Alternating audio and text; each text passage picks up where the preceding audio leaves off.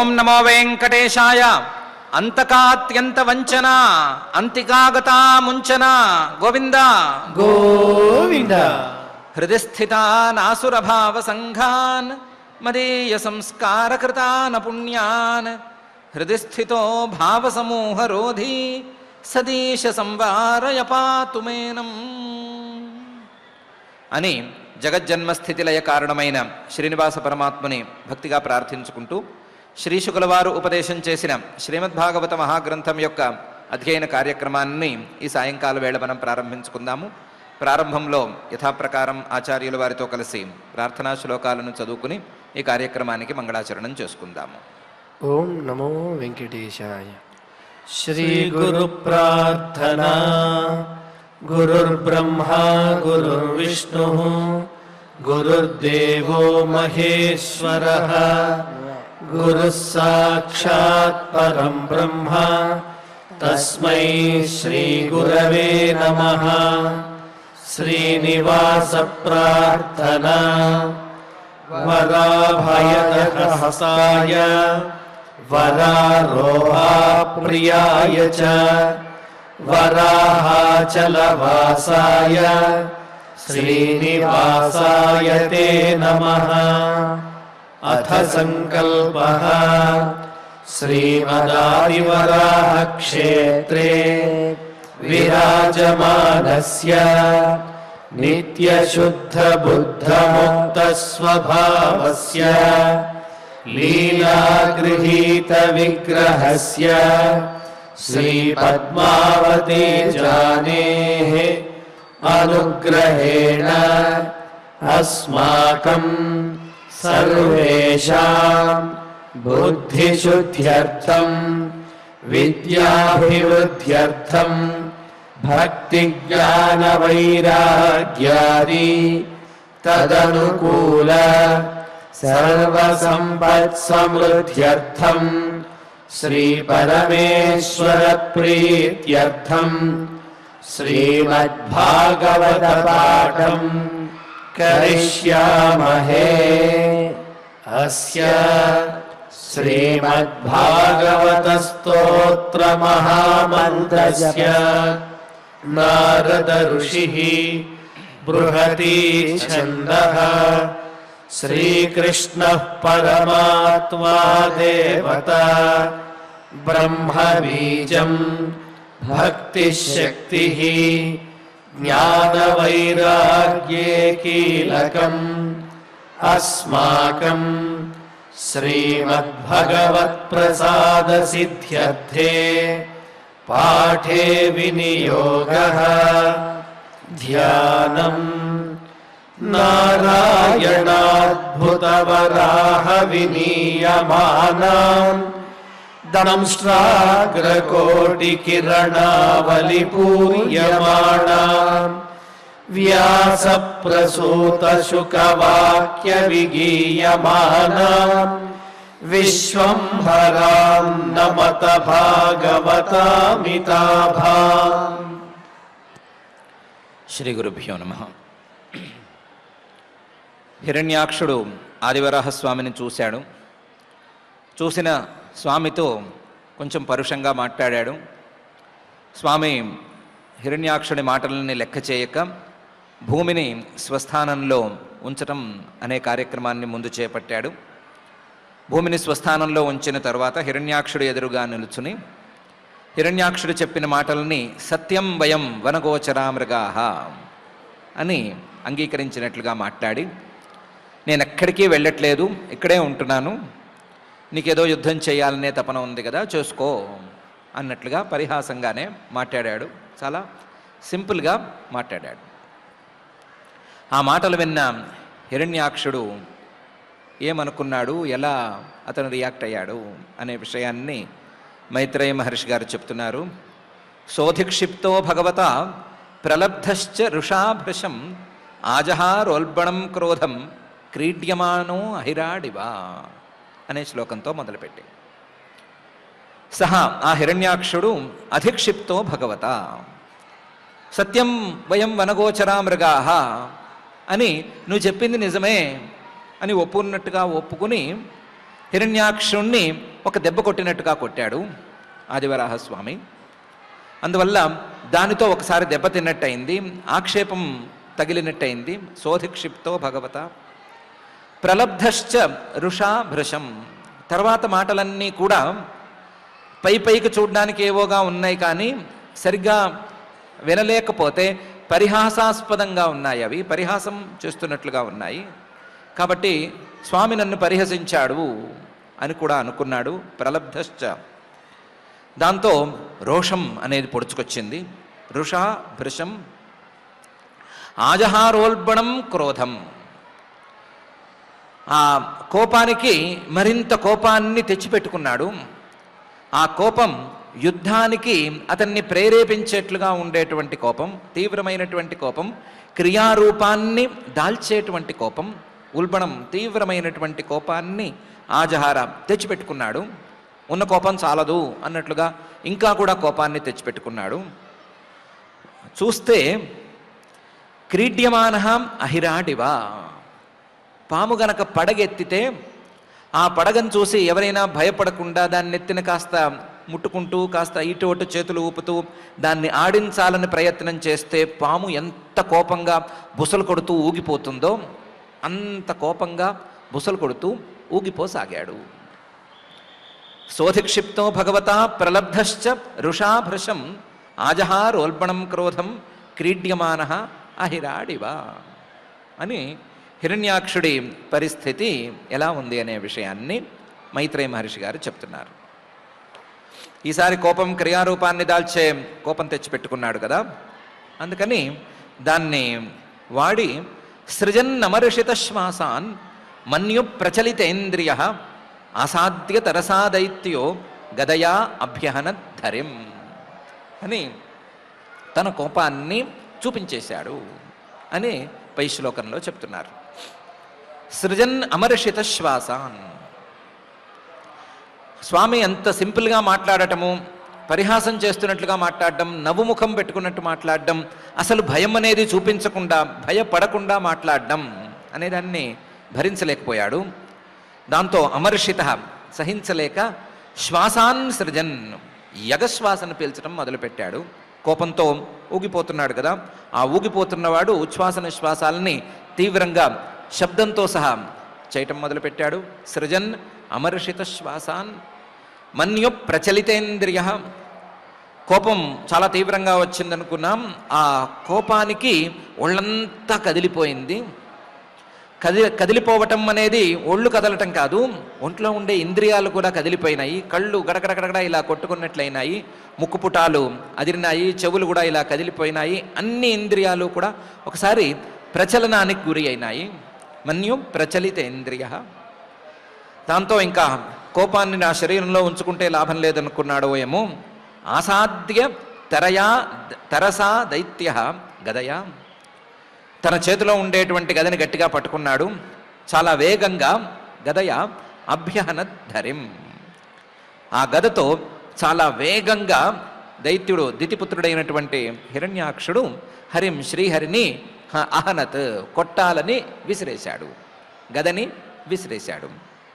సృజన్నమర్షిత శ్వాసాన్ మన్యు ప్రచలితేంద్రియ ఆసాద్య తరసా దైత్యో గదయా అభ్యహనద్ధరిం అని ఈ శ్లోకంలో మహర్షి గారు చెప్తున్నారు. ఇతను వేగంగా గదని తోశాడు, గదని విసిరాడు. ఆ వేగం కంటే ముందు చాలా తీవ్రమైనటువంటి కోపం ఉంది. ఆ కోపాన్ని తన శరీరంలో ఉండేటువంటి ప్రతి భాగంలోనూ చూపిస్తున్నాడు. ఉచ్ఛ్వాస నిశ్వాసాలేం కావచ్చు, ఒళ్ళంతా కదిలిపోవటం కావచ్చు, సర్పంలాగా బుసలు కొడుతూ ఉండటం కావచ్చు, ఇన్ని రకాలుగా ఉండేటువంటి కోపాన్ని చూపిస్తున్నాడు. మహాబలవంతుడు.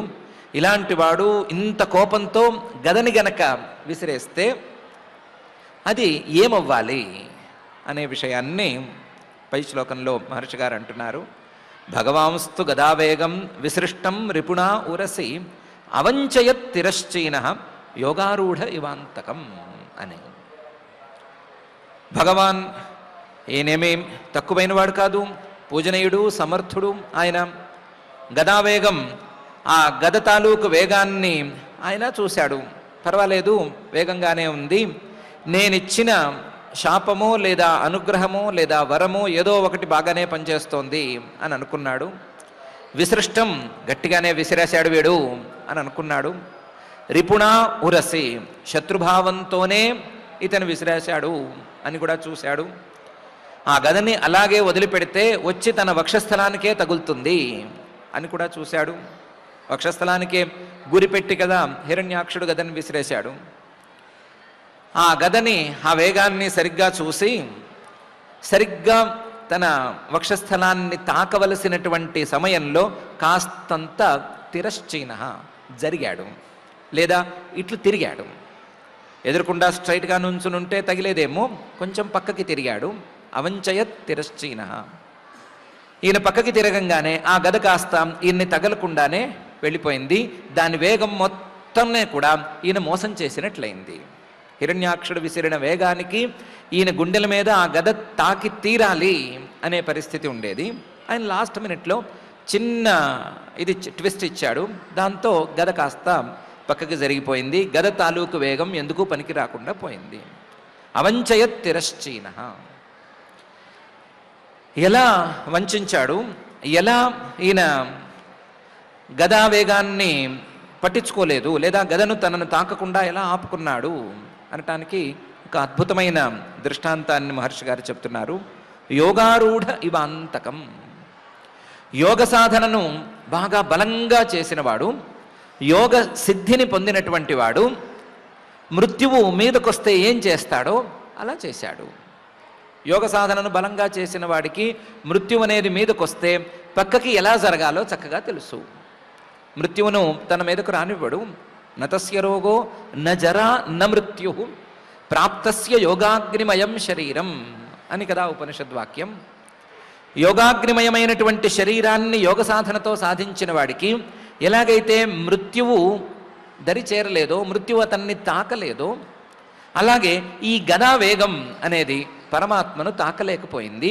ఇంత వేగంతో వచ్చిన గద కూడా పరమాత్మను ముట్టుకోలేకపోయింది అని మహర్షి గారు చెప్తున్నారు. భగవాంస్తు గదావేగం విసృష్టం రిపుణోరసి అవంచయత్ తిరశ్చీన యోగారూఢ ఇవాంతకం అనే ఈ శ్లోకంలో. యోగారూఢ ఇవాంతకం అనే పాయింట్ మాత్రం నోట్ చేసుకోవాలి. తర్వాత వాళ్ళిద్దరికీ మధ్య జరిగినటువంటి యుద్ధాన్ని వర్ణించాలి అని మహర్షి గారు కూడా కాస్తంత కుతూహలు పడుతున్నారు. మహర్షి గారి కంటే ఎక్కువగా హిరణ్యాక్షుడితో యుద్ధం చేయాలి అని పరమాత్మే ఉబలాట పడుతున్నాడు. ఎందుకంటే తన వర ప్రభావం లేదా తన శాప ప్రభావం అది ఎలా ఉందో చూసుకోవాలనో, లేకపోతే ఒక కౌతూహలమో లేదా ఒక లీలో దేనివల్లనో ఆయన కూడా యుద్ధం చేయాలి అని ఉబలాట పడుతున్నాడు. ఆ ఉబలాటంలో కాసేపు తన యొక్క సామ్యస్థితిని పక్కన పెట్టినట్లుగా చేసి పైన యుద్ధాన్ని ప్రారంభిస్తున్నాడు. ఆ యుద్ధాన్ని ప్రారంభించినటువంటి విధానాన్ని కూడా మహర్షి గారు చక్కగా వర్ణిస్తున్నారు. పునర్గదాం స్వామాదాయ భ్రామయంతమభీక్ష్ణశ అభ్యధావద్ధరి క్రుద్ధ సంరభాత్ దష్టదచ్చదం అనే శ్లోకంతో మొదలుపెట్టి గద విసిరాడు, లేదా గదతో గట్టిగా కొడదామనుకున్నాడు. ఈయనేమో స్వామేమో తప్పించుకున్నాడు. ఇది జరిగేసరికి హిరణ్యాక్షుడికి చాలా కోపం వచ్చింది. తన షాట్ అనేది మిస్ అయిపోయింది అని చాలా కోపం వచ్చింది. దాంతో పునర్గదాం స్వామాదాయ విసిరేసిన గదని మళ్ళీ తీసుకున్నాడు. పునః గదాం స్వామాదాయ భ్రామయంతం అభీక్ష్ణశ ఈసారి నీకు తగలకుండా ఉండటానికి వీల్లేదు, దీని గురి నిన్ను తప్పడానికి వీల్లేదు అన్నట్లుగా గదని గిరగిరగిరగిర తిప్పుతున్నాడు. గిరగిర తిప్పి దాంట్లో ఒక ఊపు వచ్చిన తర్వాత విసిరేద్దాము, అప్పుడు దాని వేగాన్ని ఈయన అడ్డుకోలేడు అని అనుకుంటున్నాడు. అనుకుంటూ భ్రామయంతం అభీక్ష్ణశ గిరగిర గదని తిప్పుతున్నాడు. అలా తిప్పుతున్నటువంటి హిరణ్యాక్షుడి దగ్గరికి ఈ వరాహ రూపంలో ఉండేటువంటి పరమాత్మ అభ్యధావత్ పరిగెత్తుకెళ్ళాడు. అభ్యధావత్ హరిహి క్రుద్ధ. ఈయన కూడా ఇంకా ఈ సామ్య స్థితిలో ఇవన్నీ కాదు, కాసేపు కోపం అనేది చూపించాలి, ఫైటింగ్ నేచర్ని చూపించాలి అని కోపం పెట్టుకున్నాడు. అభ్యధావత్ హరిః క్రుద్ధ. ఈయన కూడా కోపంగా ఉన్నాడు. హిరణ్యాక్షుడు మాత్రం నిజమైన కోపంలో ఉన్నాడు. ఈయనదైనా సరే కాస్తంత మాయికమైన కోపం లేదా మాయా కోపం ఇది. హిరణ్యాక్షుడు మాత్రం నిజమైన కోపంలో ఉన్నాడు. ఆ కోపంతో సంరంభాత్ దష్టదచ్చదం, ఆ కోపంతో ఒళ్ళు తెలియక తన పళ్ళు కొరుక్కోవటం అనేది పూర్తయిపోయి పళ్ళన్నీ టకటకట్లా ఆడించేసేసి పళ్ళ తర్వాత ఉండేటువంటి పెదవిని కూడా గట్టిగా రక్తం వచ్చేలా కొరుకుతున్నాడు. తన పెదవిని కోపంతో తానే కొరికేసుకుంటున్నాడు. అంత కోపంలో ఉన్నాడు హిరణ్యాక్షుడు. అలాంటి హిరణ్యాక్షుడి దగ్గరికి ఈయనే పరిగెత్తుకెళ్ళాడు.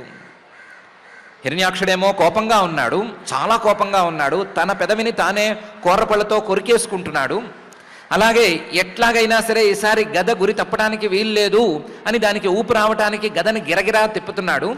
తిప్పి ఇంకేముంది వేసేద్దామని అనుకుంటూ ఉండగా తప్పించుకోవలసినటువంటి ఈ శ్రీహరి ఆ హిరణ్యాక్షుడి దగ్గరికి పరిగెత్తుకెళ్ళాడు అని మహర్షి గారు పునర్గదాం స్వామాదాయ భ్రామయంతమభీక్ష్ణశ అభ్యధావద్ధరి క్రుద్ధ సంరంభాత్ దష్టదచ్చదం అనే ఈ శ్లోకంలో చెప్తున్నారు. ఈ లోపల పరమాత్మ ఆదివరాహమూర్తి చేతిలో ఒక గద కూడా మొలిచింది. ఆ మొలిచిన గదను తీసుకుని హిరణ్యాక్షుడి గదను కొట్టాడు అని పై శ్లోకంలో అంటున్నారు. తతశ్చ గదయారాతిం దక్షిణస్యాం భ్రువి ప్రభు ఆజఘ్నే సతు తాం సౌమ్య గదయా కోవిదో అహనత్ అని. ఈయన చేతిలో ఎప్పుడు కావాలంటే అప్పుడు గద మొలుస్తుంది కాబట్టి వెంటనే గద మొలిచింది. ఆ గదని తీసుకుని తతశ్చ పరిగెత్తుకెళ్ళిన వాడు కూడా ఏం చేశాడు, గదయ అరాతిం తనను శత్రువుగా భావిస్తున్నటువంటి ఆ హిరణ్యాక్షుణ్ణి ఈ గదతో కొట్టాలనుకున్నాడు. ఎక్కడ కొడదామనుకున్నాడు? దక్షిణస్యాం భ్రువి ప్రభు, అతని కుడి కనుబొమ్మ మీద కొడదామని అనుకున్నాడు. దక్షిణస్యాం భ్రువి ప్రభు, ఎందుకో కనుబొమ్మ మీద కొడదామని అనుకున్నాడు. అనుకుని గదను గట్టిగా ఈ ఆదివరాహమూర్తి కూడా విసిరాడు. ఆజఘ్నే. కానీ హిరణ్యాక్షుడు కూడా గదయా కోవిద, గదాయుద్ధంలో సహజంగానే ఆరితేరినవాడు. అందుకని ఈ పరమాత్మ విసిరినటువంటి ఈ గదని తన మీద పడకుండా అతను అడ్డుకున్నాడు. సతు సాం సౌమ్య గదయా కోవిద అహనత్, తన చేతిలో ఎలాగూ తిప్పుతున్న గద ఉంది కదా, ఆ గదతోనే దాన్ని అడ్డుకున్నాడు. దాన్ని గట్టిగా తాను కూడా మోదాడు. పరమాత్మ గద విసిరాడు, అతను కూడా గదతో దాన్ని అడ్డుకుని దాన్ని కొట్టాడు అని. తతశ్చ గదయారాతిం దక్షిణస్యాం భ్రువి ప్రభు ఆజఘ్నే సతు తాం సౌమ్య గదయా కోవిదో హనత్ అని ఈ శ్లోకంలో చెప్తున్నారు. పరమాత్మ ఎలాగూ యుద్ధం చేయాలి అనే సంకల్పంలోనే ఉన్నాడు. కాసేపైనా సరే యుద్ధం నడవాలి అని అనుకుంటున్నాడు. కనీసం 2-3 రోజులు నడవకపోతే యుద్ధం ఎందుకు అని అనుకుంటున్నాడు. అందుకని తన దెబ్బని అతన్ని కాచుకునేటట్లుగానే చూసి కొడుతున్నాడు. అతను దెబ్బ కొడితే తప్పించుకోవటమో కాచుకోవటమో ఏదో చేస్తున్నాడు. కాసేపు గదా యుద్ధం తాలూకు మజాని అనుభవిద్దామని అనుకుంటున్నాడు. అనుకుంటూ యుద్ధాన్ని ముందుకు తీస్తూనే ఉన్నాడు, యుద్ధాన్ని కొనసాగిస్తూనే ఉన్నాడు. తన మీద దెబ్బ పడనివ్వడు, తన దెబ్బ అతను కాచుకుంటే కాచుకొనిస్తాడు. ఈ విధంగా ఏవం గదాభ్యాం గుర్వేభ్యాం హర్యక్షో హరిరేవచ జిగీషయా సుసంరబ్ధౌ అన్యోన్యమభిజఘ్నతు. ఏవం ఈ విధంగా గదాభ్యాం ఎవరి చేతిలో ఉన్న గదతో వాళ్ళు, గురువేభ్యాం ఎవరి చేతిలో ఉన్న గదైనా సరే తక్కువ గద కాదు, మంచి బలమైన గదే. హిరణ్యాక్షుడు గదనే నమ్ముకొని వచ్చాడు. హిరణ్యాక్షుడి కంటే కూడా బలమైన గద ఈయన దగ్గర కూడా ఉంది. గదాభ్యాం గురువేభ్యాం హర్యక్ష ఒకవైపు హిరణ్యాక్షుడు, హరిరేవచ శ్రీహరి ఇద్దరూ కూడా జిగీషయ ఒకరినొకరు గెలవాలి అనే కోరికతో, హిరణ్యాక్షుడి వైపు నుంచి చూస్తే గెలవాలి అనే కోరికతో, పరమాత్మ వైపు నుంచి చూస్తే చూద్దాం గెలుస్తాడో లేదో చూద్దాం అని చూడాలనేటువంటి కోరికతో జిగీషయ సుసంరబ్ధౌ ఇద్దరు మహాకోపంగా అన్యోన్యం అభిజఘ్నతు ఒకరినొకరు కొట్టేసుకున్నారు. కొన్ని సందర్భాల్లో దెబ్బలు ఒకరికొకరు తగిలినాయి కూడాను. హిరణ్యాక్షుడు కొట్టిన దెబ్బ ఆదివరాహమూర్తిని తగిలింది, ఆదివరాహమూర్తి కొట్టిన దెబ్బ హిరణ్యాక్షుడిని కూడా తగిలింది. అన్యోన్యం అభిజఘ్నతు. యుద్ధంలో దెబ్బ లేకుండా ఎలా అవుతుంది? దెబ్బలు తగిలినాయి. ఏవం గదాభ్యాం గురువేభ్యాం హర్యక్షో హరిరేవచ జిగీషయా సుసంరబ్ధౌ అన్యోన్యం అభిజఘ్నతు. అనే తీరులో వాళ్ళు ఒకళ్ళనొకళ్ళు దెబ్బలు కొట్టుకుంటూ యుద్ధం చేసుకుంటూనే ఉన్నారు. వాళ్ళ యుద్ధం ఎలా జరుగుతోంది అంటే తయోస్పృధోస్తిగ్మగతాహతాంగయో క్షతాస్రవఘ్రాణ వివృద్ధమన్వో విచిత్రమార్గాంశ్చరతోర్జిగీషయా వ్యభాదిలాయామి వశిష్మిణోర్మృధ అనే తీరులో జరుగుతోంది అని మహర్షి గారు చెప్తున్నారు. తయోహో వాళ్ళిద్దరూ గట్టిగా యుద్ధం చేసుకుంటున్నారు. స్పృధోహం ఇద్దరు నీకంటే నేను గొప్పవాణ్ణి, నీకంటే నేను యుద్ధంలో గట్టివాణ్ణి అని చూపించుకోవటానికా అన్నట్లుగా చాలా స్పర్ధతో యుద్ధం చేస్తున్నారు. చాలా గట్టి యుద్ధం సాగుతోంది. తిగ్మ గదా హతాంగయో వాళ్ళిద్దరి చేతుల్లో ఉండేటువంటి గదలు చాలా తీక్ష్ణమైనటువంటి గదలు. ఆ తీక్ష్ణమైనటువంటి గదలు అప్పుడప్పుడు ఇద్దరికీ తగులుతూనే ఉన్నాయి. ఒకళ్ళు కొట్టిన దెబ్బలు ఇంకొకళ్ళు తగులుతూనే ఉన్నాయి. ఆ దెబ్బలకి వాళ్ళ ఒంటి మీద గాయాలు అవుతూనే ఉన్నాయి. తిగ్మ గదా హత అంగయో ఒకసారి చేతులకి ఒకసారి అక్కడ ఇక్కడ గాయాలు తగులుతూనే ఉన్నాయి. గాయాలు తగిలితే ఆ గాయం గద తాలూకు తీక్ష్ణమైనటువంటి దెబ్బకి, బలమైన దెబ్బకి ఒంటి మీద దెబ్బ తగిలితే రక్తం రావటం అనేది సహజం కదా. ఆ రక్తం రావటం అనేది కూడా జరుగుతోంది. ఇద్దరూ కూడా రక్తాలు ఓడుతున్నారు. రక్తాలు ఓడుతున్న సంగతి ఇద్దరికీ తెలిసిపోయింది. ఇద్దరు కూడా క్షతస్రవఘ్రాణ వివృద్ధమన్వోహో ఒక్కొక్కళ్ళు వాళ్ళ ఒంటి మీద ఉండేటువంటి గాయాల తాలూకు రక్తాన్ని చూస్తున్నారు, కళ్ళతో చూస్తున్నారు. వాళ్ళ కళ్ళకి ఒకవేళ ఆ గాయం కనిపించకపోయినా సరే రక్తం కారినటువంటి వాసన ఇద్దరికీ తగులుతోంది. దాంతో నన్ను రక్తం వచ్చేట్లు కొడతాడా అనేటువంటి కోపంతో ఇద్దరికీ కూడా కోపం క్షణక్షణానికి పెరిగిపోతూనే ఉంది. క్షతస్రవ ఘ్రాణ వివృద్ధ మన్వోహో ఇద్దరికీ కూడా కోపం క్షణక్షణానికి పెరుగుతోంది. ఆ కోపానికి కారణం వాళ్ళ ఒళ్ళ మీద పడేటువంటి దెబ్బలు అవుతున్నాయి. ఆ దెబ్బల ద్వారా కారినటువంటి రక్తాలు అవుతున్నాయి. ఆ రక్తాల వాసన చూసిన కొద్దీ వీళ్ళ కోపం ఇంకా ఇంకా కూడా పెరిగిపోతోంది. దాంతో ఎలాగైనా సరే ఎదుటివాడిని పడగొట్టాలి అని ఇద్దరూ కూడా విచిత్ర మార్గాంశ్చరత గదాయుద్ధంలో ఉండేటువంటి రకరకాల విన్యాసాలు చేస్తున్నారు. ముందు నుంచి వచ్చి కొట్టడం, లేదా వెనక్కి తిరిగినట్టు తిరిగి ముందు వైపు కొట్టడం, ఏదో రకరకాల విన్యాసాలు గదాయుద్ధంలో ప్రత్యేకమైనటువంటి విన్యాసాలు. వాటన్నిటినీ చూపిస్తున్నారు. విచిత్ర మార్గాంశ్చరతోహో జిగీషయ ఎలాగైనా సరే గెలవాల్సిందే అని ఇద్దరూ అనుకుంటున్నారు. ఇద్దరు ఇప్పుడు సమానమైపోయారు. ఇలా ఇద్దరు గెలవాలనే కోరికతో కోపాన్ని పెంచుకుంటూ తమ దెబ్బల తాలూకు బలాన్ని ఇంకా కూడా పెంచుకుంటూ, తమ దెబ్బ ఎదుటి వాళ్ళని తాకితే సంతోషపడుతూ, వాడి దెబ్బ తమల్ని తాకితేనేమో ఇంకా కూడా కోపాన్ని పెంచుకుంటూ యుద్ధం చేస్తూనే ఉన్నారు. తయోస్పృధోస్తిగ్మ గదా హతాంగయో క్షతాస్రవ ఘ్రాణ వివృద్ధమన్వోహో విచిత్ర మార్గాంశ్చరతోర్జిగీషయ ఇలా వాళ్ళిద్దరూ యుద్ధం చేసుకుంటూ ఉంటే చూడడానికి ఎలా ఉంది అంటే, భూమిని స్వస్థానంలో ఉంచి కదా పరమాత్మ యుద్ధాన్ని ప్రారంభించాడు. ఆ భూమి కోసం వీళ్ళిద్దరూ పోట్లాడుకుంటున్నారు అన్నట్లుంది.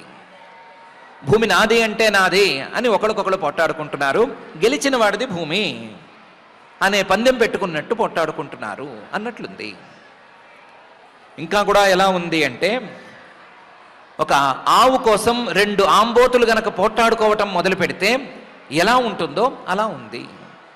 వ్యభాత్ ఇలాయామివ సుష్మిణోర్మృధ ఇలాయాం ఒక్క ఆవు కోసం, ఈ ఆవు నాది అని అనుకోవటం కోసం, సుష్మిణోహో రెండు ఆంబోతులు, అందులోనూ ఎలాంటి ఆంబోతులు, అంతవరకు కట్టి కట్టి కట్టి ఉంచితే మాకు అసలు ఫ్రీడమ్ లేదు అని ఫ్రస్ట్రేషన్కి గురైనటువంటి ఆంబోతులు ఒక్కసారి గనక కట్లు విప్పేస్తే ఒక్క ఆవు కోసం ఎంత తీవ్రంగా పోరాడుకుంటాయో, ఎంత తీవ్రంగా తమ కొమ్ములతో ఎదుటి ఆంబోతుని, ప్రతి ఆంబోతు కూడా ఎదుటి ఆంబోతుని ఎలాగైతే పొడుస్తాయో, రక్తాన్ని చూసిన కొద్దీ, ఆ ఎరుపుని చూసిన కొద్దీ ఇంకా కూడా మైకం కమ్మి, ఇంకా కూడా కోపం వచ్చి, ఇంకా కూడా పోట్లాడడానికే ఎలా తయారవుతాయో అలా వీళ్ళిద్దరూ యుద్ధం చేసుకుంటున్నారు.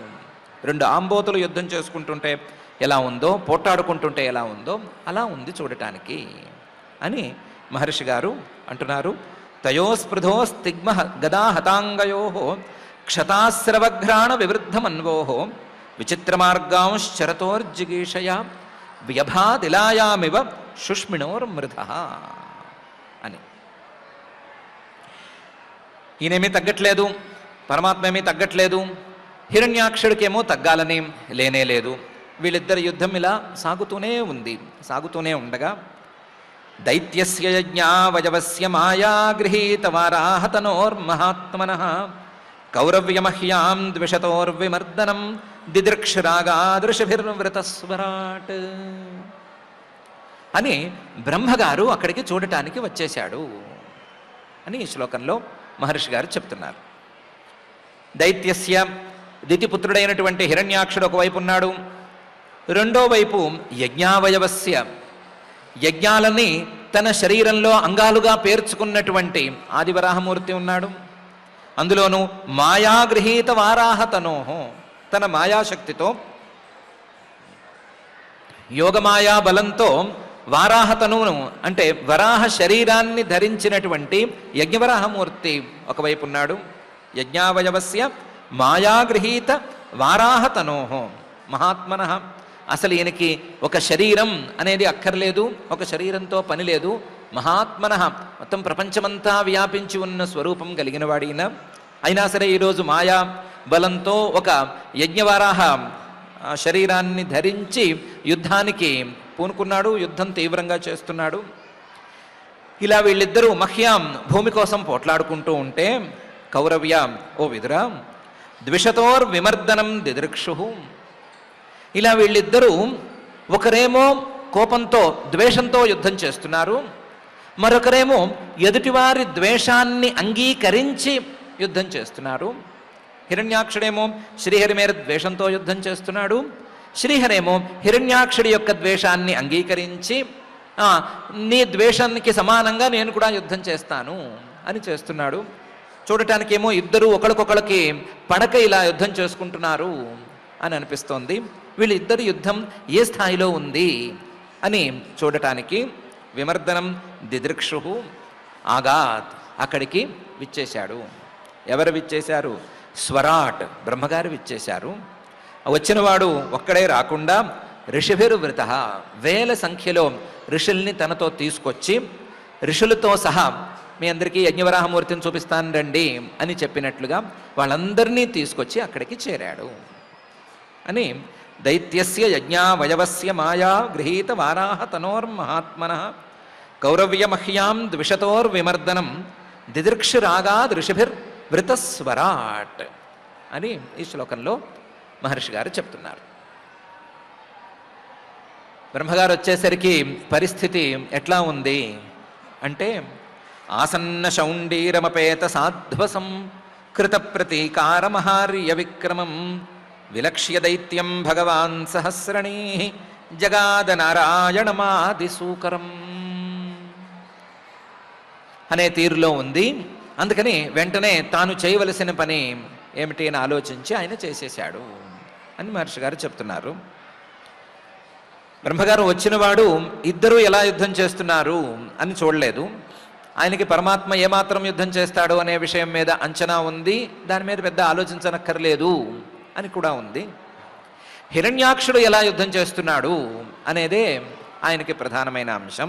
హిరణ్యాక్షుడు అసలు ఈయన దెబ్బల్ని తట్టుకోగలడా లేదా అనేదే ఆయన యొక్క ప్రధానమైనటువంటి శంకా విషయం. అందువల్ల హిరణ్యాక్షుణ్ణి ప్రధానంగా గమనించాడు. గమనించేసరికి వాడు ఎలా ఉన్నాడు? ఆసన్న శౌండీరం పరాక్రమం చాలా తీవ్రంగా ఉంది అని కనిపిస్తోంది. ఇంతేకాదు చాలా మత్తెక్కి ఉన్నాడు, మదమెక్కి ఉన్నాడు, చాలా మదించినటువంటి వాడు చేసే యుద్ధాన్నే చేస్తున్నాడు. బాగా యుద్ధంలో ఆరితేరిన వాళ్ళు, బాగా చేతివాటం ఉన్నవాళ్ళు ఎలాగైతే ఒడుపుగా యుద్ధం చేస్తారో అలా యుద్ధం చేస్తున్నాడు. ఆసన్న శౌండీరం. ఇతనికి పరమాత్మ కొడుతున్నటువంటి దెబ్బలు తగులుతూనే ఉన్నాయి, ఆ దెబ్బల బలం తెలుస్తూనే ఉంది. నేను అనుకున్నంత తక్కువ స్థాయి వాడు కాదు ఈయన అని వాడికి అర్థమైపోతోంది. తక్కువ స్థాయి వాడు కాదు, గట్టిగానే దెబ్బ కొట్టగలడు అనే అభిప్రాయం కలిగినా సరే ఈ హిరణ్యాక్షుడి మనసులో మాత్రం భయం వేయటం లేదు. నాకంటే కనీసం సమవుజ్జి, నాకంటే గట్టివాడు అనే భావన వచ్చిన తర్వాత వీడి దెబ్బ ఏమైనా నన్ను తగులుతుందేమో, పొరపాటున ఆ దెబ్బ నాకు గట్టిగా తగిలి నేనేమైనా పోతానేమో అనేటువంటి భయం వీడి మనసులో కొంచెం కూడా లేదు. అపేత సాధ్వసం, భయం లేకుండా యుద్ధం చేస్తున్నాడు. కృత ప్రతీకారం, ఏ దెబ్బ కొట్టినా సరే దానికి ప్రతీకారం తీర్చుకుంటూనే ఉన్నాడు. ఏ దెబ్బ కొట్టబోయినా సరే దాన్ని అడ్డుకోవడానికి ప్రయత్నం చేస్తూనే ఉన్నాడు. తగిలితే దెబ్బకు దెబ్బ తీస్తూనే ఉన్నాడు. కృత ప్రతీకారం. ఆహార్య విక్రమం, ఈ హిరణ్యాక్షుణ్ణి స్వామి కాబట్టి తట్టుకుంటున్నాడు. ఈ హిరణ్యాక్షుడి పరాక్రమాన్ని స్వామి కాబట్టి కాస్తైనా ఆపుతున్నాడు. మిగతా వాళ్ళైతే కనీసం భరించలేకపోయేవాళ్ళు. ఆహార్య విక్రమ, వీడిని ఎవ్వరూ తట్టుకోలేరు, వీడి పరాక్రమాన్ని ఎవ్వరూ సహించలేరు అని తెలుసుకున్నాడు. పనిలో పని వరుణుడు గారు మంచి పనే చేశారు. ఆయన గనక వీడితో యుద్ధం పెట్టుకుని ఉంటే అనవసరంగా ఇబ్బంది పడేవారు. వీడిని తట్టుకోవటం ఎవరి వల్ల కాదు. ఆహార్య విక్రమం. అలాంటి దైత్యం విలక్ష్య, దితిపుత్రుడైనటువంటి హిరణ్యాక్షుణ్ణి చూసి, అమ్మో మనం అనుకున్న దానికంటే కూడా వీడు డేంజరస్గా ఉన్నాడు అనే విషయాన్ని ఆలోచించి, సహస్రణీ, వేల సంఖ్యలో ఋషులతో సహా వచ్చినటువంటి ఆ బ్రహ్మగారు, భగవాన్ పూజనీయుడైనటువంటి బ్రహ్మగారు, జగాద నారాయణం ఆదిసూకరం, ఆదివరాహ రూపంలో ఉండేటువంటి శ్రీమన్నారాయణుడితో ఇలా అన్నాడు. ఆసన్న శౌండీరం అపేత సాధ్వసం కృతప్రతీకార మహార్య విక్రమం విలక్ష్య దైత్యం భగవాన్ సహస్రణే జగాద నారాయణమాదిసూకరం అని బ్రహ్మగారు హిరణ్యాక్షుడి పరాక్రమాన్నే ప్రధానంగా చూశారు. చూసి నారాయణుడితో వెంటనే మాట్లాడారు అని మహర్షి గారు చెప్తున్నారు. ఏం మాట్లాడారు బ్రహ్మగారు అంటే, బ్రహ్మోవాచ అని చెప్తున్నారు. ఏషతే దేవదేవానాం అంఘ్రిమూలముపేయుషాం విప్రాణాం సౌరభేయీణాం భూతానామప్యనాగసాం ఆగస్కృత్ భయకృత్ దుష్కృత్ అస్మద్రాద్ధవరోసుర అన్వేషన్ న ప్రతిరథో లోకానటతి కంటకః అని మొదలుపెట్టి 2 శ్లోకాలతో మొదలుపెట్టి క్రమంగా చెప్పుకుంటూ వచ్చారు. దేవా, ఓ స్వామి, ఏష నీకు ఎదురుకుండా కనిపిస్తున్నాడే, వీడేమీ సామాన్యుడు కాడు. వీడు చేసిన పాపాలు, వీడు చేసిన తప్పులు కూడా సామాన్యమైనవి కావు. వీడు ఎంతో కాలం కాలేదు పుట్టిన దగ్గర నుంచి వీడు చేసిన అకృత్యాలకు అంతు లేదు. ఏష తే దేవానాం అంఘ్రిమూలం ఉపేయుషాం, నీ పాదాలను ఆశ్రయించుకుండేటువంటి దేవతలకు వీడు చాలా తీరని ద్రోహాలు చేశాడు. తే అంఘ్రిమూలం ఉపేయుషాం, నీ పాదాలను సేవించుకునేటువంటి దేవానాం దేవతలకు ఎన్నెన్నో ఆగడాలు చేశాడు. అలాగే తే అంఘ్రిమూలముపేషాం, నీ పాదాలను ఆశ్రయించుకుని ఉండేటువంటి విప్రాణాం విద్యావంతులైన బ్రాహ్మణులకు కూడా ఎన్నెన్నో అపకారాలు చేశాడు. అలాగే ఏ పాపమో తెలియనటువంటి సౌరభేయీణాం, ఆవులకి, పాలిచ్చే ఆవులకి కూడా తీరని ద్రోహం చేశాడు. ఇంతేకాదు భూతానామప్యనాగసాం, ఏ పాపము ఎరగనటువంటి భూతాలకు, ఏ పాపము తెలియనటువంటి, వీడికి ఏ అపకారము చేయనటువంటి ప్రాణులకు కూడా వెళుతూ ఏదో ఒక అపకారం చేస్తూనే వచ్చాడు. భూతానామప్యనాగసాం, అందులోనూ విప్రాణాం సౌరభేయీణాం భూతానామప్యనాగసాం అనే ఈ 3 నీ యొక్క రూపాలు అని వేరే సందర్భంలో చెప్పావు కదా. బ్రాహ్మణులు నా యొక్క రూపం అని ఒక సందర్భంలో చెప్పావు. బ్రాహ్మణులు, ఆవులు, కష్టాల్లో ఉండేటువంటి ప్రాణులు, ఇవన్నీ నా యొక్క రూపాలు అని చెప్పావు కదా. ఆ రూపాలనే ఇతను హింసిస్తున్నాడు. హింసించటం కూడా చాలా సిస్టమేటిక్గా హింసిస్తాడు వీడు. ఆగస్కృత్ భయకృత్ దుష్కృత్ అనే తీరులో స్టెప్ బై స్టెప్ హింసిస్తాడు. ముందు ప్రతి ఒక్కళ్ళని పట్టుకుంటాడు. వాళ్ళు దేవతలు కావచ్చు, బ్రాహ్మణులు కావచ్చు, ఆవులు కావచ్చు, లేదా కష్టాల్లో ఉండే ప్రాణులు కావచ్చు. వాటికి తగ్గట్లుగా ముందు వాటిని పట్టుకుంటాడు. పట్టుకుని వాటికి చేయని దోషాన్ని మొదలు ఆరోపణ చేస్తాడు. ఆగస్కృత్. ఎలా ఆరోపణ చేయొచ్చు అంటే, దారిలో నడుస్తూ ఉంటాడు. నడుస్తూ ఉన్నవాడు ఎవడైనా ఎదురు పడితే, నువ్వు నన్ను చూసి కావాలని నవ్వావు, నన్ను ఏదో వెక్కిరించావు, నా వైపేదో రాయి విసరబోయావు అని ఏదో ఒక మాట అంటాడు. చేయని అపరాధాన్ని వాళ్ళ నెత్తిన వేస్తాడు. ఆగస్కృత్. వాళ్ళు ఎదుర్కొండా వచ్చిన వాళ్ళు ఏమంటారు, మేమేం చేయలేదు అని అంటారు. అంటే ఏం చేయలేదంటావా నువ్వేమీ చేయలేదని ఎలా అంటావు? నేను చెప్తున్నాను కదా, నన్ను కాదంటావా, నన్ను కించపరుస్తావా అని ఇంకా మాటల్ని పెంచి ఆ మాటల్లో మెల్లగా భయం తీసుకొస్తాడు. వాళ్ళని భయపెడతాడు. ఇప్పుడే చూడు నీ తలకాయ పగలగొట్టేస్తాను లేదా నిన్ను విరిచేస్తాను అని భయపెట్టడం మొదలు పెడతాడు. ఆగస్కృత్ భయకృత్. ఎప్పుడైతే వాళ్ళు భయపడటం మొదలు పెడతారో, వాళ్ళు భయపడుతున్నారు అని వీడికి కనిపిస్తుందో అప్పుడు దుష్కృత్, అప్పుడు వాళ్ళని కొడతాడు. ఒట్టిగా వెళ్ళే వాళ్ళని కొట్టడు. వాళ్ళు భయపడుతుంటే వాళ్ళని ఇంకా భయపెట్టడానికి, ఇంకా బాధ పెట్టడానికి కొడతాడు. ఆ భయపెట్టడం అనేది ముందు వాళ్ళ మీద చేయని నేరారోపణ ఒకటి చేసి తర్వాత భయపెడతాడు. నేరారోపణ చేసి భయపెట్టి ఆ భయపెట్టిన తర్వాత వాళ్ళని కొట్టడం అనే సిస్టంలో వీడు అందరినీ హింసిస్తున్నాడు. ఆగస్కృత్, భయకృత్, దుష్కృత్ అని 3 స్టెప్స్లో హింసిస్తున్నాడు. అయితే నువ్వు అడగచ్చు, వీడికి ఇంత బలం ఎక్కడి నుంచి వచ్చింది? ఎదురుకుండా పడిన వాళ్ళందరూ అమాయకులు కావడానికి వీల్లేదు, ఎదురుపడ్డ వాళ్ళందరూ కూడా బలహీనులు అవ్వటానికి వీలేమి లేదు, బలవంతులు కూడా ఎదురుపడే ఉంటారు కదా, బలవంతులు ఎదురుపడ్డప్పుడు కూడా ఇతను ఎలా చేయగలిగాడు అని నువ్వు అడగచ్చు. దానికి మాత్రం కారణం నేనే. అస్మద్రాద్ధవరః. వాడు అడిగిన వరాలన్నీ ఇచ్చిన వాడిని నేనే, వాడికి ఇంత బలం రావడానికి కారణం నేనే. కానీ నేను చేయగలిగింది ఏమీ లేదు, అందులో నా తప్పేమీ లేదు, నేనేమి చేతులు నలుపుకుంటూ నేనే తప్పు చేశాను సారీ అనటానికి ఏమీ లేదు. అస్మద్రాద్ధవరః. నన్ను ఉద్దేశించి తపస్సు చేశాడు, తపస్సుతో నన్ను ప్రసన్నం చేసుకున్నాడు, ఆ చేసిన తపస్సుకు ఫలితాన్ని ఇవ్వవలసి వచ్చింది. వాడు చేసుకున్న తపస్సుకు ఫలితంగా వాడికి నేను వరాలు ఇచ్చాను, ఆ వరాలను వాడు దుర్వినియోగం చేస్తున్నాడు. అస్మద్రాద్ధవరః. ఎందుకు దుర్వినియోగం చేస్తున్నాడు? అసుర. స్వయంగా అసురుడు వీడు, స్వయంగా రాక్షసుడు. తన ప్రాణాల మీద ప్రీతి ఉన్నవాడు, ఎదుటి వాళ్ళ ప్రాణాలంటే విలువ లేనివాడు. అందువల్ల నా వరాలన్నిటినీ వీడు దుర్వినియోగం చేస్తున్నాడు. ఆగస్కృత్, భయకృత్, దుష్కృత్, అస్మద్రాద్ధవరః అసురః. వీడి ఈ ఆగడాలను చూసి జనాలందరూ వీడికి ఎదురుపడటం మానేశారు. వీడేమైనా దూరంగా వస్తున్నాడని తెలిస్తే దారి మార్చి పక్క నుంచి వెళ్ళిపోతున్నారు. వెళ్ళిపోతుంటే అన్వేషణ్, ఇలాంటి వాళ్ళని వెతుక్కుంటూ వీడు వెళుతున్నాడు. అన్వేషణ్, వీడే వెతుకుతాడు.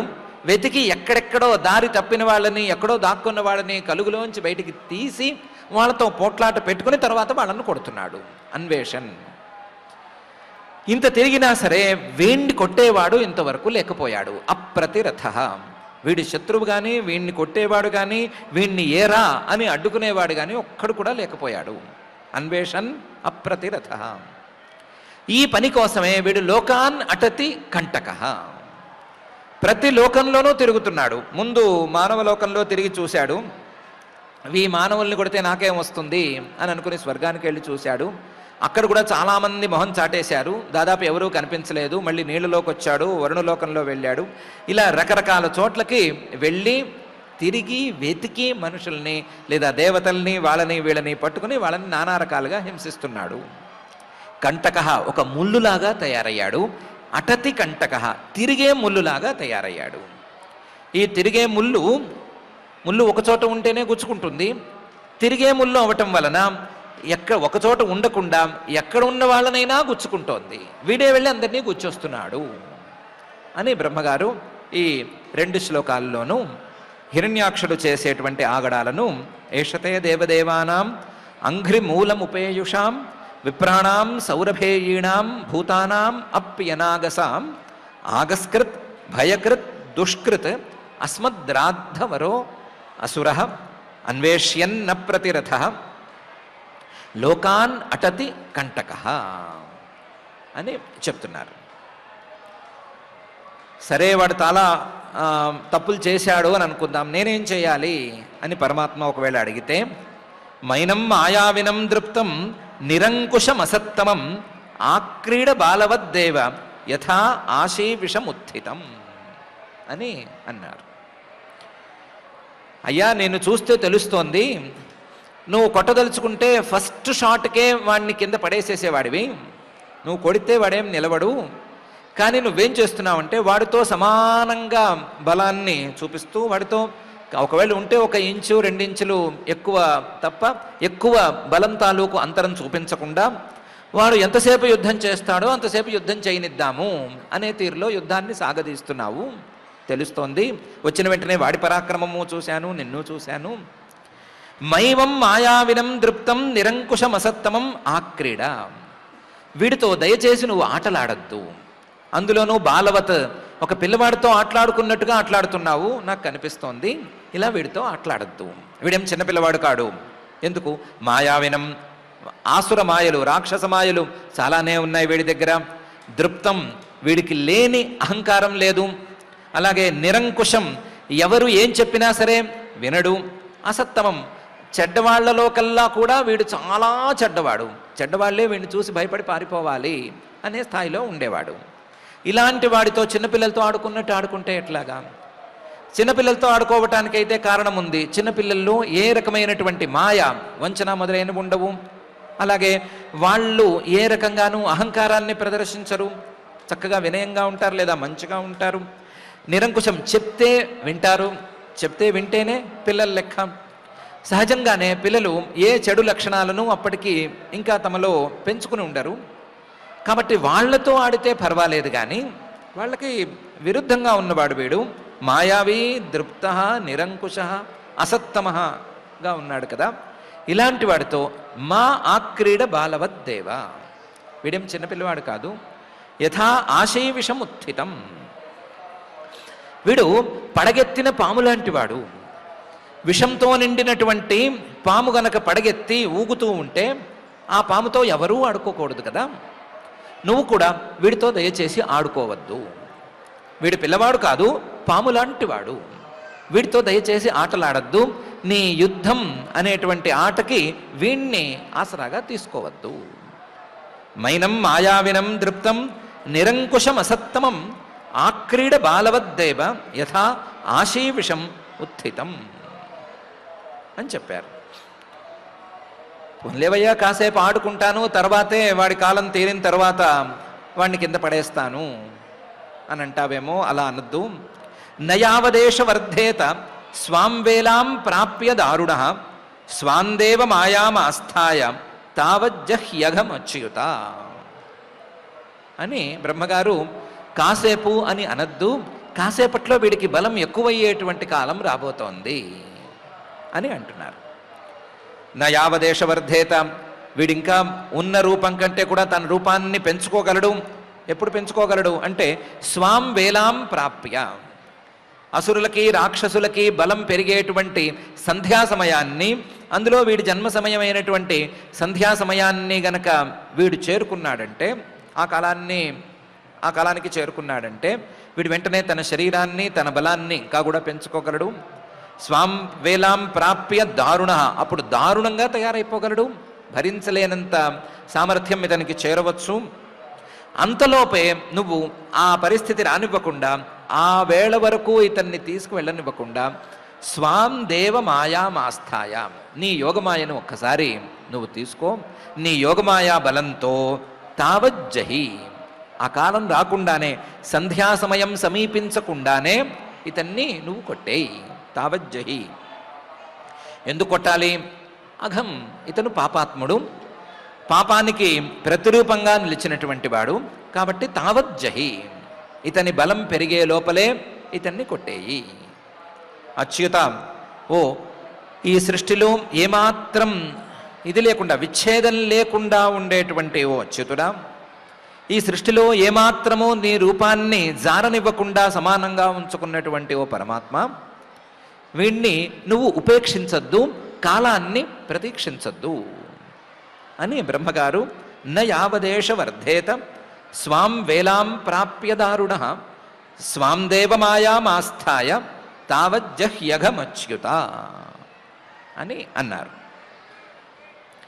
సంధ్యాకాలం వస్తే నాకేంటి అని పరమాత్మ అనడు. చూసిన వాళ్ళు ఎవరైనా సంధ్యాకాలం వస్తే ఏమిటి అని అడుగుతారేమో అని. ఏషా ఘోరతమా సంధ్య లోకఛంబట్కరీ ప్రభో ఉపసర్పతి సర్వాత్మన్ సురాణం జయమావహ అని అన్నారు. ఏషా ఘోరతమా సంధ్యా, సంధ్యాకాలం అనేది సమీపించకూడదు, ఆ సంధ్యాకాలం అనేది ఘోరతమా, రాక్షసులకు బలాన్ని పెంచగలిగినటువంటి కాలం. లోకఛంబట్కరీ ప్రభో, లోకాలను వినాశం వైపుగా నడిపించగలిగినటువంటి కాలం అది, లోకాలను వినాశం చేయగలిగిన శక్తి ఉన్న కాలం. లోకఛంబట్కరీ ప్రభో, కోర్స్ నువ్వు సమర్థుడివే, నువ్వు ప్రభువి. సంధ్యాకాలమైనా మరొక కాలమైనా ఏ రకంగా ఉన్నా సరే నీ బలమేమీ తగ్గదు, కానీ నేను చెప్పే మాట నేను చెప్పాలి కదా, అందుకని చెప్తున్నాను. ఏషా ఘోరతమా సంధ్య లోకఛంబట్కరీ ప్రభో. ఉపసర్పతి దగ్గర పడుతోంది. సర్వాత్మన్, ఓ సర్వాత్మకుడా, సురాణం జయమావహ, దేవతలకు జయాన్ని ప్రసాదించు, తొందరగా ఈ రాక్షసుణ్ణి సంహరించు అని అన్నారు. ఏషా ఘోరతమా సంధ్య లోకఛంబట్కరీ ప్రభో ఉపసర్పతి సర్వాత్మన్ సురాణం జయమావహ అనే ఈ శ్లోకంలో. సరే, ఇప్పుడు టైం ఎంత అయింది ఇంతకీ?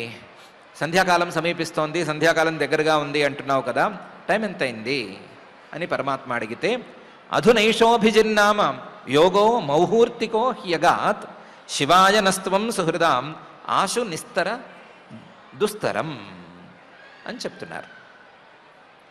ఇదో ఇప్పుడే అభిజిన్నామ, అభిజిత్ అనేటువంటి ముహూర్తం వెళ్ళిపోతోంది, సుమారుగా అయిపోయింది. అధునా ఇప్పుడు ఏష అభిజిన్నామ యోగ మౌహూర్తిక, అభిజిత్ అనే పేరు కలిగినటువంటి ముహూర్తం సాగుతోంది. మిట్ట మధ్యాహ్నం వచ్చే ముహూర్తం ఇది. ఆ ముహూర్తం వస్తోంది. ఆ ముహూర్తంతో ఉండేటువంటి యోగం, సంబంధం అనేది అగాత్, వెళ్ళిపోతోంది, చివరికి వచ్చేసింది. ఈ ముహూర్తం అనేది మంచి కార్యాలకు బలం ప్రసాదించేటువంటి ముహూర్తం, బలాన్ని ఇచ్చే ముహూర్తం. కాబట్టి శివాయ, మా అందరికీ మంగళాలను చేయటం కోసం, ఈ రాక్షస బాధను నివృత్తి చేయటం కోసం, శివాయ నస్త్వం సుహృదాం, నీ మీద హృదయాన్ని ఉంచుకుని మా హృదయాలను మంచిగా మార్చుకున్నటువంటి మా అందరి కోసం, శివాయ నస్త్వం సుహృదాం ఆశు నిస్తర, దుస్తరం, మరెవరూ చంపలేనటువంటి, మరెవరూ సంహరించలేనటువంటి రాక్షసుణ్ణి ఆశు వెంటనే నిస్తర సంహరించు. ఎక్కువ ఆలస్యం చేయొద్దు. ఇప్పుడు మిట్ట మధ్యాహ్నం కదా, మిట్ట మధ్యాహ్నానికి సంధ్యాకాలానికి చాలా సమయం ఉంది కదా అనే మాట మాట్లాడద్దు. సంధ్యాకాలాన్ని అయితే అసలే రానివ్వద్దు, ఈ అభిజిల్ ముహూర్తాన్ని కూడా పోనివ్వద్దు. మంచి ముహూర్తం ఇది, మిగతా చోట్లయితే తాళి కూడా కట్టేయచ్చు అంటారు. అలాంటి ముహూర్తంలో ఎలాగైనా సరే ఈ రాక్షసుణ్ణి సంహరించేసేయి అని బ్రహ్మగారు అధనైషోభిజిన్నామ యోగో మౌహూర్తికో హ్యగాత్ శివాయ నస్త్వం సుహృదాం ఆశు నిస్తర దుస్తరం అని అన్నారు.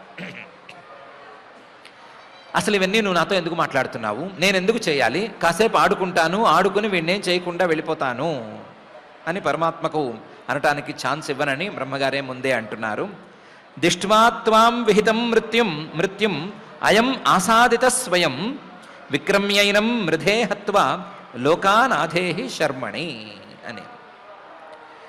దిష్ట్యా, ఇతను తన అదృష్టం ఒక రకంగా పుచ్చి లేదా పాకాన పడి నిన్ను చూశాడు. దిష్ట్యా, అదృష్టం పుచ్చింది అంటే పుణ్యం పుచ్చింది అని చెప్పుకోవాలి, అంటే మృత్యువు సమీపించింది అని చెప్పుకోవాలి. పుణ్యం పనిచేస్తోంది, పుణ్య పరిపాకం వల్ల నిన్ను చూశాడు అని చెప్పుకోవాలి అంటే త్వాం విహితం, నువ్వే ఇతన్ని తయారు చేశావు, నువ్వే సనకాది ముఖంతో శాపాన్ని ఇప్పించి ఇతన్ని కిందకి పంపించావు. పంపించినటువంటి నిన్నే వీడు చూడగలుగుతున్నాడు, అది ఒక అదృష్టం లెక్క. మృత్యుం, నువ్వే ఇతనికి మృత్యువి. అయం ఆసాదిత, ఈ మృత్యువుని వీడు చేరాడు. ఎలా చేరాడు? స్వయం, తనంతట తానే చేరాడు. ఎక్కడో నీళ్లలో భూమిని పైకెత్తాలి అనే పనిలో నిమగ్నమై ఉన్న నిన్ను వెతుక్కుంటూ వచ్చి ఇతను చేరాడు. వెతుక్కుంటూ మృత్యువును చేరాడు కాబట్టి ఇతని పుణ్యం పుచ్చింది అనుకోవాలా, లేకపోతే నిన్ను చేరాడు కాబట్టి ఇతను దిష్ట్యా అదృష్టంతో నిన్ను చేరాడా అని చెప్పుకోవటం కష్టం. అదృష్టంతో చేరాడు అని చెప్పుకోవటం సులభం, ఎందుకంటే నువ్వే ఇతన్ని తయారు చేశావు. దిష్ట్యా త్వాం విహితం మృత్యుం అయం ఆసాదిత స్వయం. విక్రమ్యైనం మృధే హత్వా, కొంచెం పరాక్రమాన్ని హెచ్చించు, కొంచెం పెంచు పరాక్రమాన్ని. విక్రమ్య ఏనం మృధే హత్వా, ఇప్పుడు వాడు దెబ్బ కొడుతుంటే అంత దెబ్బే కొడుతున్నావు కదా, కొంచెం గట్టి దెబ్బ కొట్టు, కాస్త యుద్ధంలో గట్టి దెబ్బ కొట్టి ఇతన్ని కొట్టే పడేసేయి. మృధే హత్వా లోకానాథేహి శర్మణి, లోకాలకి సుఖాన్ని చేకూర్చు, లేక లోకాలన్నీ సుఖంగా ఉండేటట్లుగా చూడు అని బ్రహ్మగారు పరమాత్మను ప్రార్థించారు. దిష్ట్యాత్మాం విహితం మృత్యుం అయం ఆసాదిత స్వయం విక్రమ్యైనం మృధే హత్వా లోకానాథేహి శర్మణి అనే ఈ శ్లోకంలో బ్రహ్మగారు ఇలా మాట్లాడటంతో హిరణ్యాక్ష శ్రీవరాహ యుద్ధం అనే పేరు కలిగినటువంటి ఈ 18వ అధ్యాయం ఇప్పటికి పూర్తయింది. ఈ అధ్యాయంలో ఉండేటువంటి 28 శ్లోకాల్లోనూ హిరణ్యాక్ష ఆదివరాహమూర్తి తాలూకు సంభాషణ, ఆ సంభాషణ తర్వాత వాళ్ళిద్దరూ యుద్ధం చేసుకోవటం అనేటువంటి ప్రధానమైన అంశం స్పష్టంగానే కనిపిస్తోంది. యుద్ధంలో పెద్దగా మనం కనిపెట్టడానికి, మనం అందుకోవటానికి పాయింట్స్ ఏమీ లేవు అన్నట్లు అనిపిస్తోంది, కానీ జాగ్రత్తగా చూస్తే గట్టి పాయింట్సే ఉన్నాయి అని అనిపిస్తోంది. ఒకటి యోగారూఢ ఇవాంతకం అనేటువంటి పాయింట్, యోగాభ్యాసం చేసిన వాడికి మృత్యువు దరిచేరదు అని చెప్పటము, ఆ చెప్పిన దాన్ని తీసుకువెళ్ళి హిరణ్యాక్ష శ్రీవరాహ యుద్ధం మధ్యలో పెట్టటము, అందులో పరమాత్మకు పెట్టినట్లుగా ఉన్నా సరే ఈ వ్యవహారం అంతా కూడా ఒక యోగ సాధనలో భాగంగా ఉండేటువంటి వ్యవహారం అనే విషయాన్ని సూచనప్రాయంగా వెల్లడించటము అనేది దీని ద్వారా మనం కనిపెట్టుకోవచ్చు. దానితో పాటుగా ఆగస్కృత్, భయకృత్, దుష్కృత్ అనేటువంటి స్టెప్స్ని తెలివిగా ఎవరైతే చేద్దామని అనుకుంటున్నారో వాళ్ళేమి తెలివిగా చేద్దామని అనుకుంటున్నారు లేదా తెలివిగా చేశామనుకుంటున్నారు అంటే అది లోపమే, అది కేవలం తప్పు మాత్రమే, లేకపోతే పరమాత్మకి కోపం తెప్పించేటువంటి తీరు మాత్రమే తప్ప అదేమీ గొప్పదనం కాదు అని తెలుసుకోవటానికి ఒక అవకాశం ఉంది. ఆ అవకాశాన్ని చూపించడానికే అన్నట్లుగా బ్రహ్మగారు ఈ సందర్భంలో యుద్ధం లాంటి సీరియస్గా ఉండేటువంటి సిచ్యువేషన్లో కూడా వివరంగా దాన్ని చెప్పుకుంటూ వచ్చారు అని చెప్పుకోవచ్చు. అలాగే పరమాత్మ కావచ్చు, మరొకరు కావచ్చు, మాయ, దర్పం, అలాగే చెప్పిన మాట వినకపోవటం, అలాగే మంచితనం లేకపోవటం లేని వాళ్ళని, అంటే మాయ లేనివారు, అహంకారం లేనివారు, లేదా చెప్పిన మాట వినే అలవాటు ఉన్నవారు, అలాగే మంచితనం అనేటువంటిది ఉన్నవారు, వీళ్ళని చూస్తే వాళ్ళతో ఆడుకున్నట్లుగా వాళ్ళతో చాలా సున్నితంగా వ్యవహరిస్తారే కానీ అవి లేనివారి పట్ల వాళ్ళు ఏమి పెద్దగా సున్నితంగా వ్యవహరించరు, కఠోరంగా వ్యవహరించడానికి అవకాశం ఉంటుంది. ఇలాంటి లక్షణాలు లేకపోతే గనక వాడిని బుసలు కొట్టే పాములాగా చూస్తారే తప్ప సున్నితంగా వాడితో వ్యవహరించరు అనే ఒక చిన్నపాటి మెసేజ్ ఉండనే ఉంది. వీటన్నిటితో పాటుగా పరమాత్మ ఎలా తన అభిప్రాయాన్ని ఈ లోకంలోకి తీసుకొస్తాడు, తన అభిప్రాయం ప్రకారం తన లీలతోనే ఈ ప్రపంచాన్ని ఎలా నడిపిస్తాడు అని చెప్పటానికి దిష్ట్యాత్మాం విహితం అనేటువంటి అంశం ప్రమాణంగానే ఉంది. ఇన్ని అంశాలు ప్రధానంగా ఉండేటువంటి హిరణ్యాక్ష శ్రీవరాహ యుద్ధం ద్వారా మనం తెలుసుకోవలసినటువంటి ఇంకా అంశాలను మనం తెలుసుకుంటూ, హిరణ్యాక్షుడిలాగా ఉండటానికి వీల్లేని ఒక చిన్న పిల్లవాడిలాగా మాయలు, దర్పాలు, అహంకారాలు, కుట్రలు, కుతంత్రాలు ఇవి ఏమీ లేనటువంటి స్వచ్ఛమైన మనసు ఉండేటువంటి భక్తుల్లాగా మనల్ని మనం మార్చుకోవటానికి ఇది ఒక ఆవిష్కరణం అనే తీరులో అర్థం చేసుకుని అలాంటి పరిశుద్ధమైన మనస్సును సాధించాలని, ఆ పరిశుద్ధమైన మనస్సులో పరమాత్మను నిలబెట్టుకోవాలని మనం సంకల్పించుకుందాం. మన సంకల్పాన్ని ఫలప్రదం చేయవలసిందిగా ఆ జగజ్జన్మస్థితి లయ కారణమైన శ్రీనివాస పరమాత్మని భక్తిగా ప్రార్థించుకుందాం. ఇక పారాయణ కార్యక్రమాన్ని ప్రారంభించుకుందాం. ఈరోజు తృతీయ స్కంధంలో 18వ అధ్యాయంలో 13వ శ్లోకం నుంచి మనం పారాయణ చేసుకుంటున్నాం.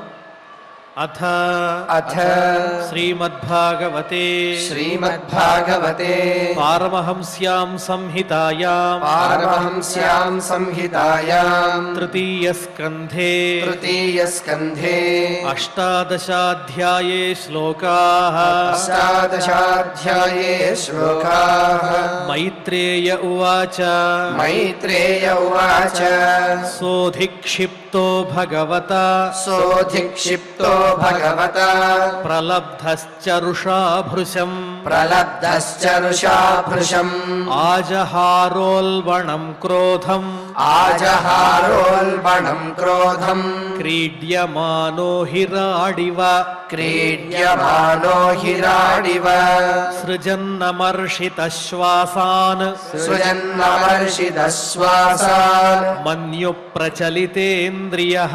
मन्युप्रचलितेन्द्रियः आसाद्यतरसा दैत्यो आसाद्यतरसा दैत्यो गदयाभ्यहनद्धरिम् गदयाभ्यहनद्धरिम् भगवांस्तु गदावेगम् भगवांस्तु गदावेगम् विसृष्टं रिपुणोरसि विसृष्टम् रिपुणोरसि अवञ्चयत्तिरश्चीनो अवञ्चयत्तिरश्चीनो योगारूढ इवान्तकम् योगारूढ इवान्तकम् पुनर्गदां स्वामादाय पुनर्गदां स्वामादाय भ्रामयन्तमभीक्ष्णशः भ्रामयन्तमभीक्ष्णशः अभ्यधावद्धरिः क्रुद्धः अभ्यधावद्धरिः क्रुद्धः सम्रम्भाद्दष्टदच्छदम्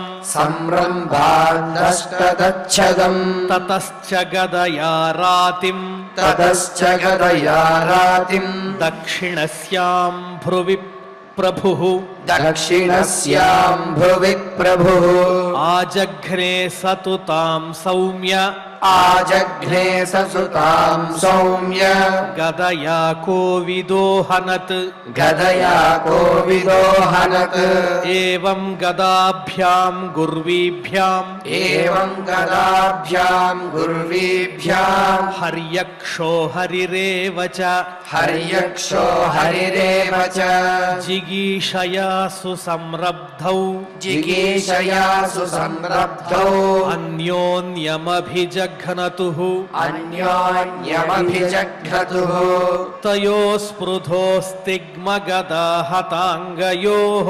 तयोस्मृतोस्तिग्मगदाहताङ्गयोः क्षतास्रवघ्राणविवृद्धमन्व्योः शतास्रवघ्राणविवृद्धमन्योः विचित्रमार्गांश्चरतोर्जिगीषया विचित्रमार्गांश्चरतो जिगीषया व्यभादिलायामिव सुष्मिणोर्मृधः व्यबाधिलायामिव सुष्मिणोर्मृधः दैत्यस्य यज्ञावयवस्य माया दैत्यस्य यज्ञावयवस्य माया गृहीतवाराहतनोर्महात्मनः गृहीतवाराहतनोर्महात्मनः दैत्यस्य यज्ञावयवस्य माया गृहीतवाराहतनोर्महात्मनः